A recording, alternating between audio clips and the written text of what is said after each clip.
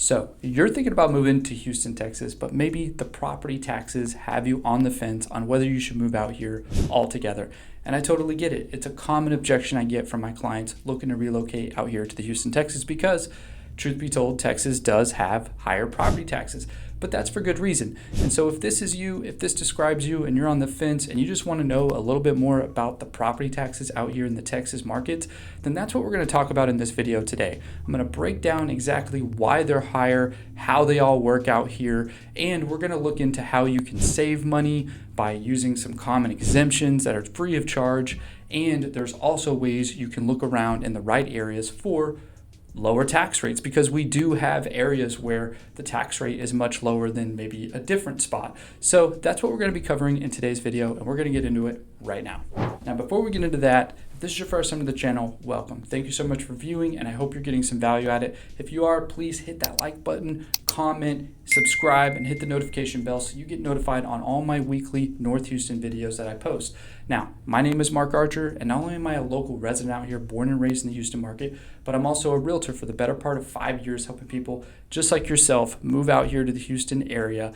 And so if that's you and it describes you and you're looking to move to the Houston area, please click the link below. I've got a link you can connect with me and we can see if Houston is a good fit. If that's not your speed, feel free to give me a call, shoot me a text, send me an email, and we can get connected that way. And again, just see if Houston's a good fit. Now, let's jump back into property taxes. So the first thing we're going to talk about is just why our property taxes tend to be higher. And the elephant in the room is we do not have a state income tax, I should say. And so we do find anecdotally on average that our clients moving from states with those income taxes, they do wind up saving money in the long haul if you do it correctly. So if you pay attention, like I said in the beginning of the video, there are going to be a range of different tax rates, and they could even vary inside of the same neighborhood if it's large enough. So you've really got to pay attention to it, and if you really want to lighten your tax burden, there's going to be ways to do it. But let's talk about what our property taxes cover, because we don't have a state income tax, right? And state income taxes are usually going to cover a lot of those municipality type things, and that's what our property taxes cover here, right? It's going to be things like the county and the city needs roads. It's going to be, your firefighters, police, most of it, in fact, probably 90% of our property taxes actually go to the independent school districts out here. And so you get what you pay for, because typically in higher tax brackets or, higher tax rates, I should say, you're going to have much better school districts because there's just more funding going to those schools. And so another fun thing specifically out here, or unique thing, I should say, for the Houston markets are mud bonds. And so what these are, or what they stand for, are municipal utility districts.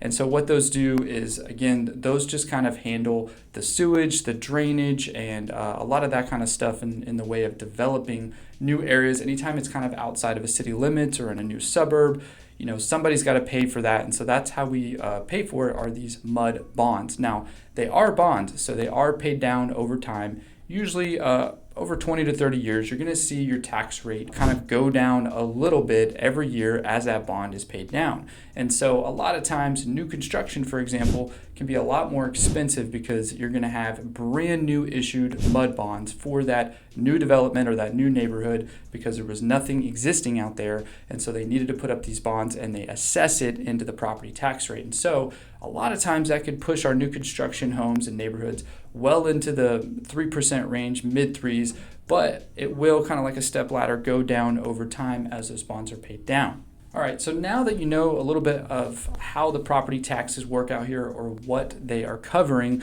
now we're going to go through some of the common misconceptions or objections I get from my clients in regards to what property taxes look like and how they're assessed and how they're valued, because there's going to be very different distinctions between, for example, your property tax value and your market value. And so a lot of people look at the market value of the home and kind of put a blanket statement on what they think those taxes are going to actually run, when in actuality, the home is being appraised on a tax level at a completely different value, and that's what you have your tax rate applied to. So we're going to go through some of those objections, how it exactly works. We're going to actually dive into a live example of a home so that you can see what that home is listed for on the market, but also what it's tax assessed at. And we're going to kind of break down in great detail how the taxes work here.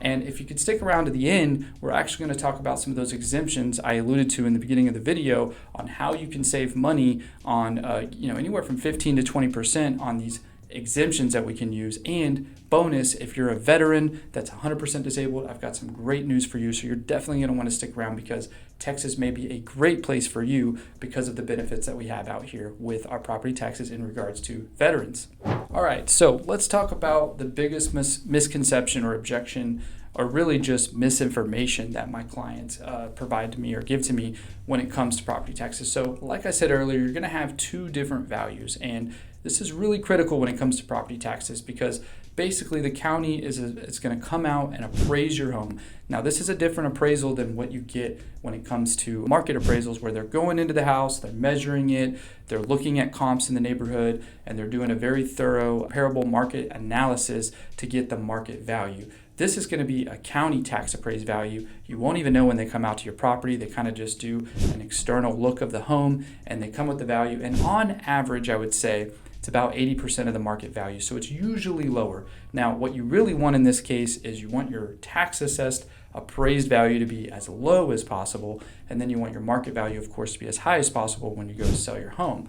When you see, for example, like a 2.7% tax rate, that's going to be the combined tax rate. Typically, the MUD bond is included in that if there is a MUD district that is on that tax assessment. And so it's going to be 2.5%, for example, of the tax appraised value. And so just because you're buying the home at, say, $450,000 doesn't mean that's what the tax value is. In fact, a lot of times it can be much lower than that. So again, we're going to dive into how you can ensure it doesn't escalate quickly, and those are going to be some of the exemptions I talked about. But what I want to do first is I want to go through an actual example of a home that's on the market today. I want to show you real numbers. We're going to throw up on the screen what those taxes are for the total tax percentage, what makes that up, and what it looks like. And so that way you can maybe just gain a really clear understanding and education on how the property taxes work and how they're built up per home out here. Now, it may vary home to home on exactly what tax different categories are breaking up, because the way that these essentially work is it's going to be a bunch of different categories. Like I said, some of it's going to the city and the county, for roads and sewage and things of that nature, but other things are going to be going, towards the school districts and firefighters and police, even local hospitals and, colleges. So a little bit of that, total rate is being sliced and diced and being portioned out to each category per tax rate. So let's dive into an actual example right now. All right, so for this example, I chose to just find a resale home listed in the Woodlands market. So if you're not familiar with the Woodlands, you can check out this video right here and see what the Woodlands is all about. But what we're gonna do is just dive into it because it's a good market. Homes typically do go for top dollar out here. It's a very hot area in the Houston market. And I wanted to demonstrate how low our tax rates can get, because I found this one. It's in Grogan's Mill.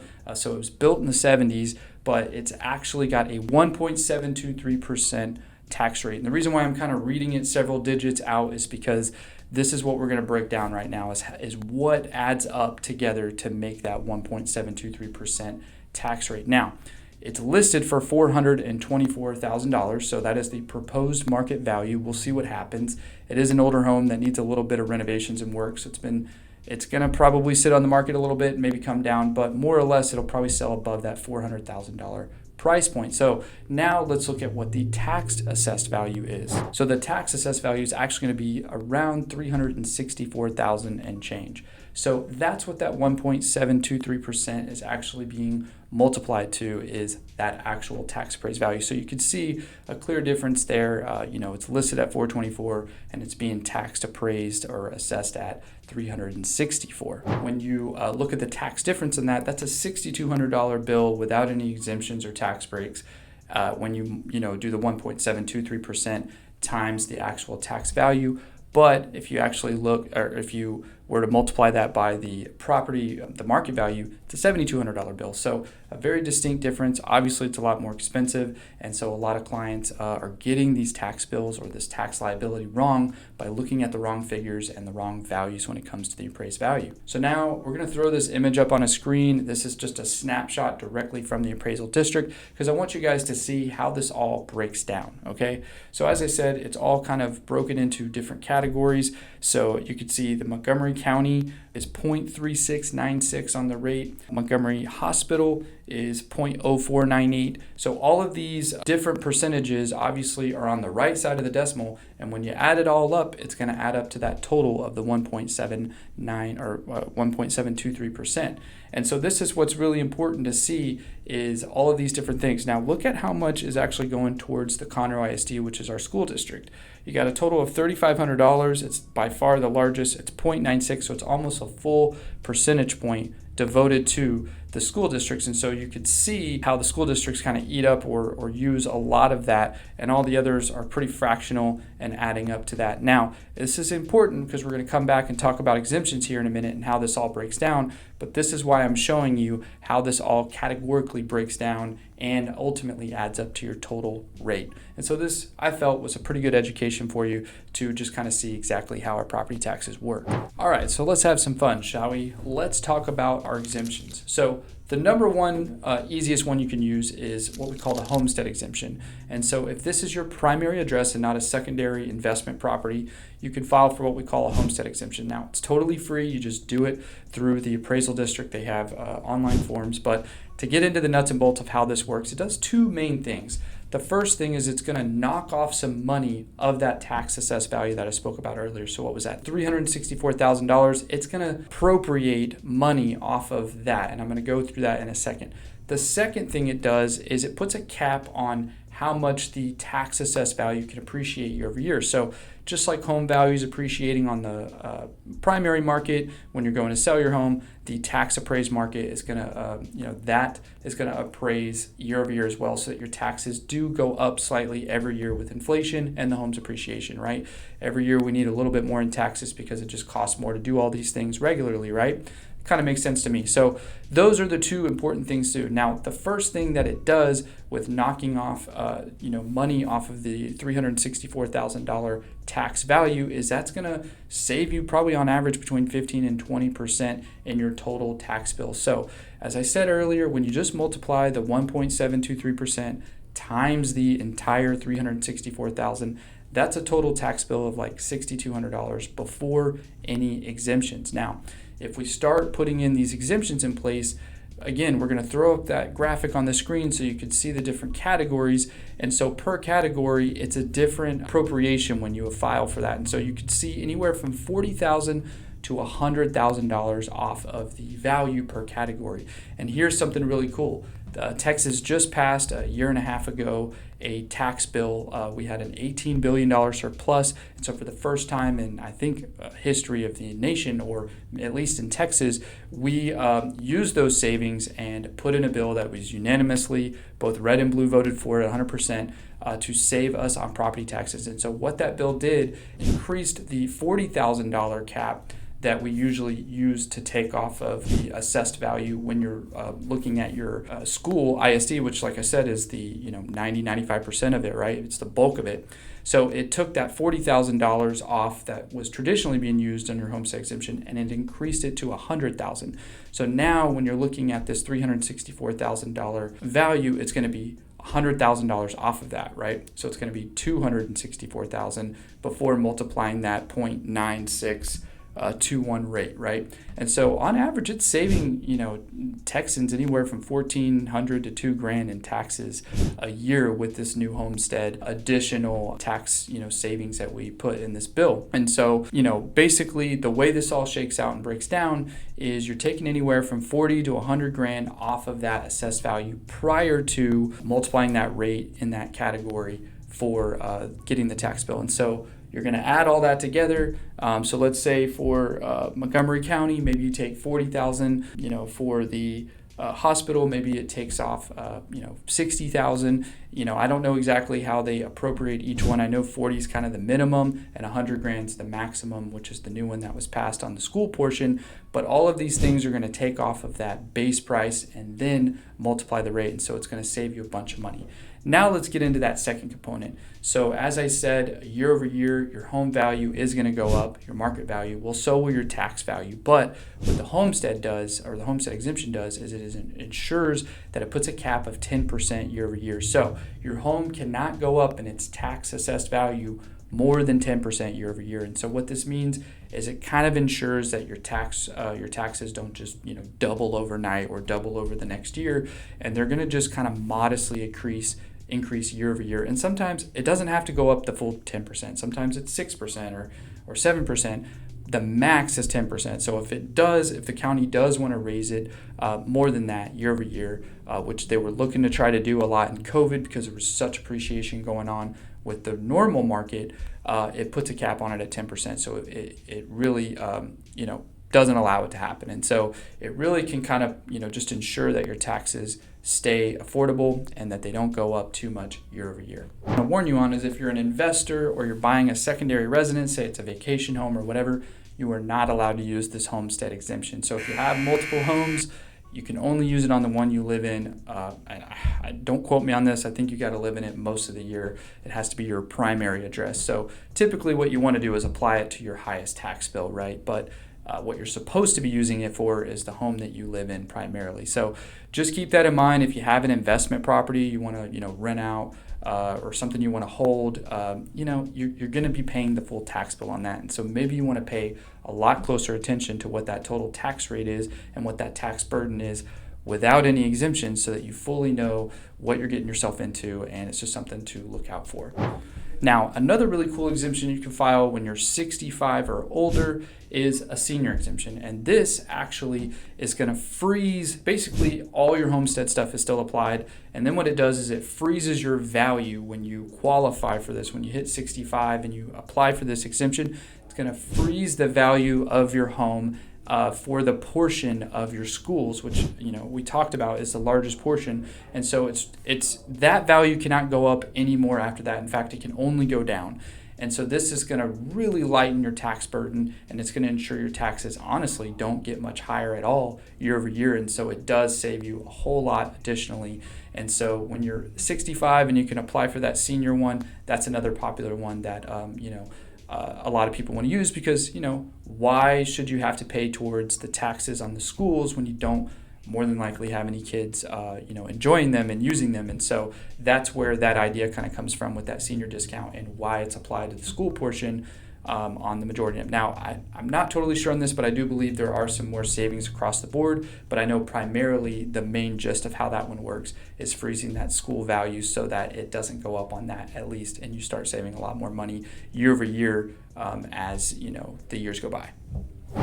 Now, I did a little research on this, and the bonus one that I want to ensure, if you're a veteran and you're 100% disabled, or I think it even starts at 60% disabled, don't quote me on that, but I know that once you're 100% disabled, out here in the state of Texas, you may really want to move out here because you pay $0 in taxes. That's right. So no money in taxes if you're 100% disabled veteran. So we really treat our veterans right out here in Texas. I think it's really cool. I get a lot of clients out here that are 100% disabled, and so sky's the limit. We can look at so many different communities, even these really nice master plan communities that maybe have super high tax rates because they have no tax liability or burden to worry about. And so I think it does begin at some point, at 60% plus disability. And I don't know how that all works in the veteran, world and in the military when you're applying for your entitlement and your things for your loans. And you just kind of want to check with your lender and check with the Veterans Affairs and all that good stuff to make sure you are sure on where you're at. But I do believe some exemptions and tax savings do start at the 60%. It's just, it's too hard to calculate or figure that out. But what I do know is when you hit that 100%, you pay $0 in taxes. And so a lot of veterans opt to move to Texas because I did a little research, and while I found that all 50 states do something in the capacity of saving money for veterans at 100% disabled, not all of them are giving you zero tax bills or a $0 tax liability. So some of them have more hoops and stipulations to jump through. You can click below in the comments. I have a link that is from the Veteran Affairs that kind of goes through all 50 states and what those different rules look like. But what I do know in Texas, and this is anecdotal, I have real experience with it, I've seen it, working with veterans that are 100% disabled on paper, they will pay $0 in taxes. And so that may, if you're on the fence about Houston or Texas in general, and you're a veteran with that 100% disability, you have nothing to worry about. In fact, you're going to pay nothing. So I found that pretty cool as a bonus for all those veterans out there. That's our thank you here to Texas for your service, and of course, giving you that best tax break we can give you of $0.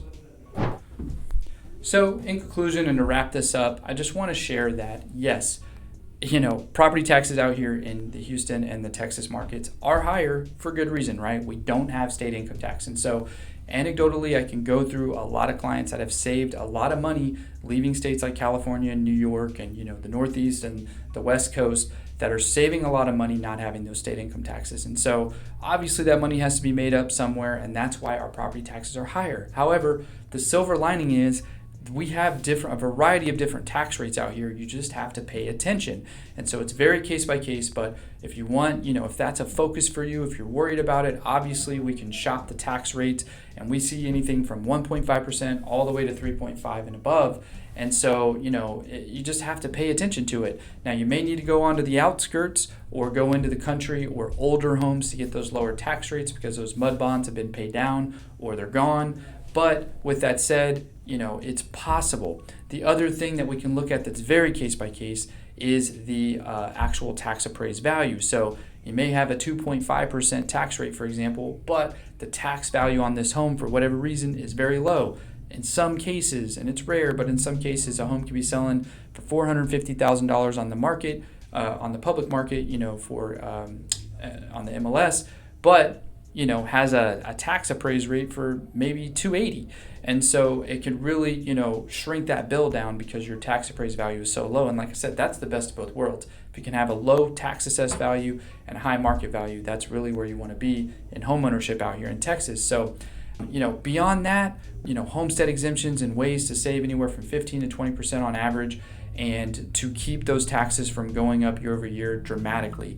And so there's a couple of different exemptions. Obviously, if you're a veteran with 100% disability, you can enjoy no tax burden. And if you're 65 and older, there's additional exemptions that you can apply for that will save you even more money. So there's ways to get around it. There's ways to shop it. There's ways to save on your basic exemptions that are free out here. And so if you are on the fence, just rest assured, we can get you there. We can meet you where your goals are and find a place for you that isn't crazy on the tax bill. And if you're still on the fence about Houston, I want you to check this video out right here. I named the top 6 reasons why North Houston is the best place to move. It's very unique. I'm a little biased. I'm from here, but I think you'll enjoy it. So check that one out. Until I see you guys on the next video, I'll check you later.